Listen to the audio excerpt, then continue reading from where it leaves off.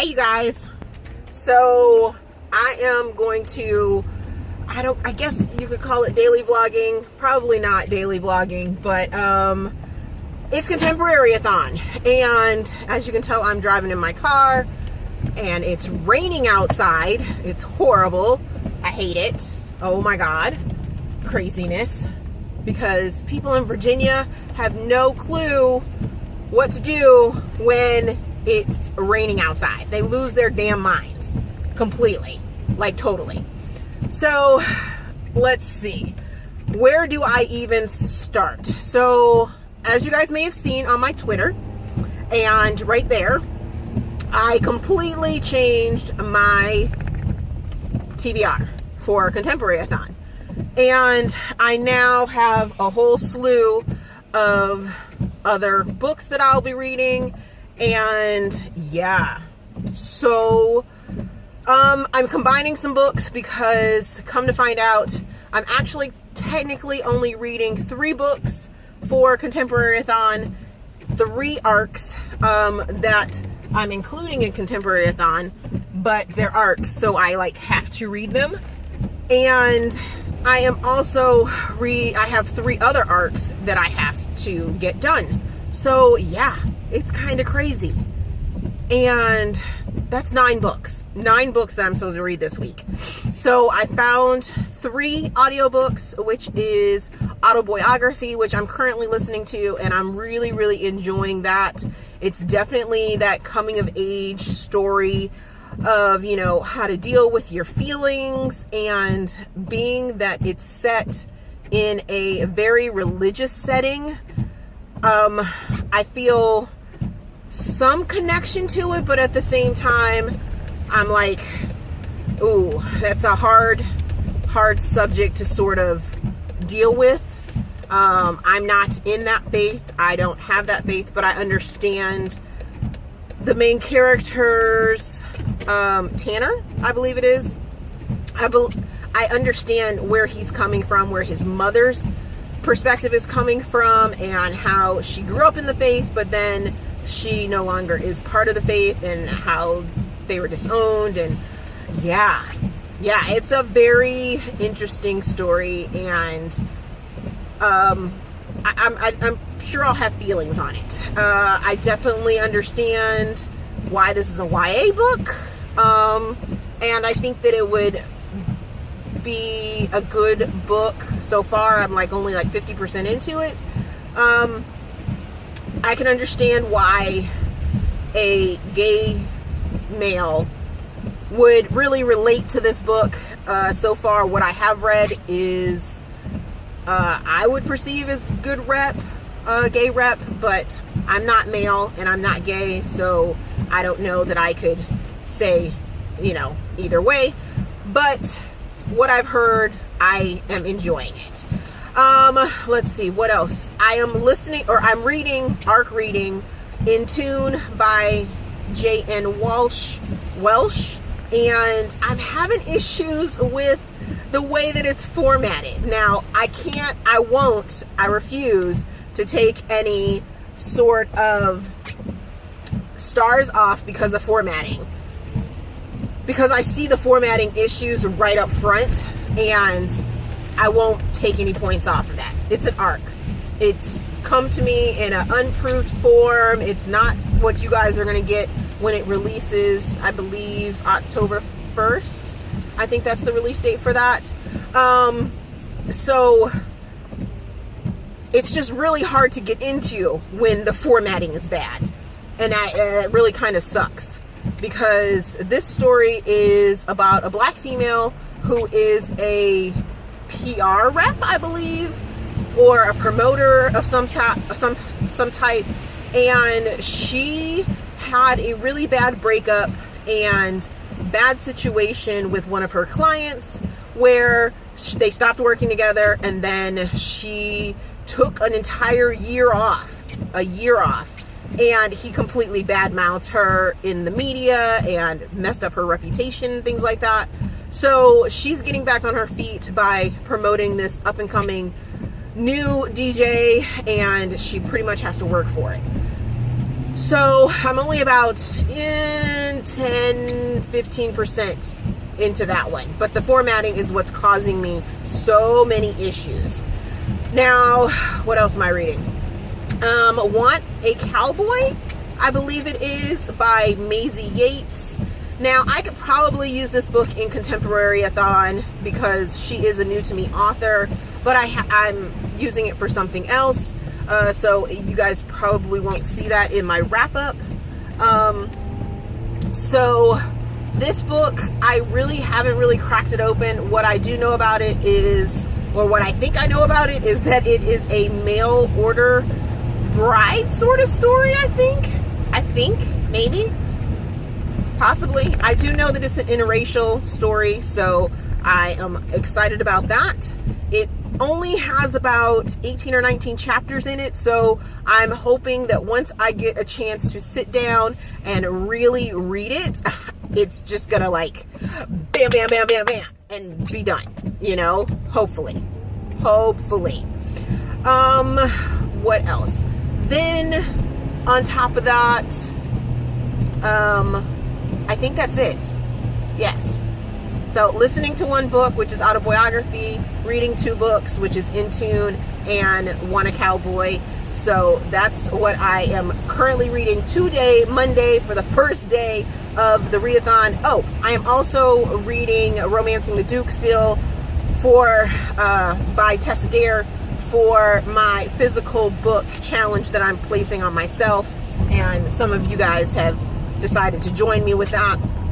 So that's all that fun and jazz. And yeah, I'm just having a really hard time. So that physical books. So let's talk about physical books and reading physical books, because it is absolutely crazy. I have the hardest time reading physical books. I don't know if it's because I have to physically turn the page. They just all of a sudden make me really like sleepy. I tried to read during my son's practice on Saturday for an hour and a half, and I got like 2 pages done. And then I went home and I finished listening to a couple books, and then I was like, oh, I'm going to go ahead and try and read this physical book. Well, what happened was that I ended up not reading. I read like 20-something pages in there. So, yeah, I just have a real issue with reading physical books. So, you guys will be seeing this sort of vlog, I guess, just to give you a heads up, for Tuesday. Well, Monday and Tuesday, and then Tuesday it'll go up, and then Wednesday and Thursday will be a video, and then on Sunday for my regular wrap-up, it'll be half vlog, half just complete wrap-up, because like I said in the beginning of this video, or this portion of the video, that I have to read 9 books. So hopefully, fingers crossed, I can at least get to 6 of those, because 6 of them are on my Contemporaryathon readathon, and the other 3 are due next week. I have to have the reviews due next week. So yeah, that's what's going on, and that's, I guess, my sort of wrap up for Monday, the first day of Contemporaryathon round 3. Good morning, everyone. It's Tuesday, so I decided to vlog this morning's wrap up early, even though I haven't read anything for Tuesday for Contemporaryathon. Last night I did finish autobiography. I powered through that book, and I was a little leery about it in the beginning. I was like, oh, I didn't know this was so YA. I didn't know this was so coming of age. But in the end, oh my goodness, I absolutely loved that book. It had me all in my emotions last night, and I was just like, oh, it was so good. Yeah, still don't know exactly which categories I'm gonna put that in, because I listened to it as an audiobook. It is about a diverse character. I guess I could say that it's a 5-star prediction, because everyone was like, oh, you're gonna love it, you're gonna love it. And although most of my taste is not like the other booktubers that I watch, except for a handful, we do have similar tastes, what have you. But for the most part, and for that matter, everyone that suggested this, we have different taste.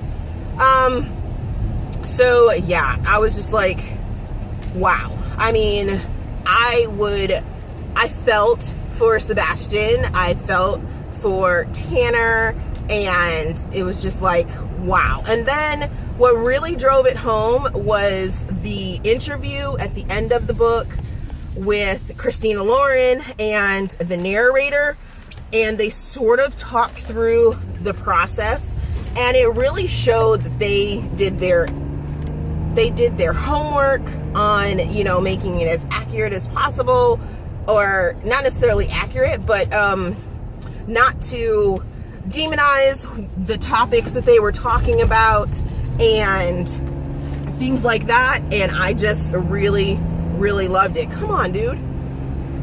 And I really appreciate that when authors will actually, you know, put the work in to make sure that they're not making their stories one-sided, or you know, making a very sensitive topic villainized. And they did an amazing job, and they showed the struggle in it. Now, they did mention that it was supposed to be sort of a comedy, and I totally did not get that at all. I think it was more of a drama-filled contemporary, and drama in like the best way. So yeah, I didn't feel that one.